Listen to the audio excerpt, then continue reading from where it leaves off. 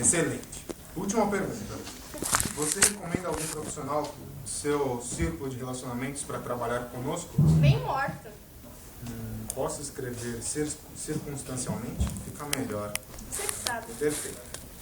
Agora, há duas linhas aqui que você pode preencher a próprio punho. Então, escreva o que quiser, exceto palavras de baixo calão ou frases que desabonem o bom nome da empresa. Então não sobrou nada pra eu dizer. Maravilha, nesse caso, então só assine aqui. Bom, espero que a entrevista de desligamento tenha correspondido às suas expectativas. Nosso objetivo é sermos Paradigma. Isso aí. O mercado da humanização de demissões. Não sei, olhos nos olhos da pessoa.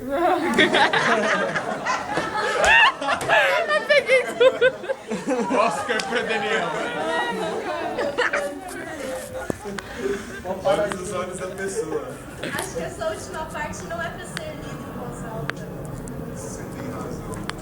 Vou colocar aqui para não errar da próxima vez. Bom, boa sorte em seus futuros desafios. Nossas portas estão abertas. Isso quer dizer o quê?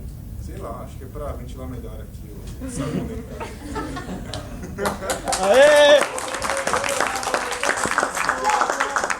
assim que é pra ser organizado. Ligue pra malhação, né? É assim que tem que ser. Vou tirar a cópia disso daí. A gente vai escanear e mandar pra você.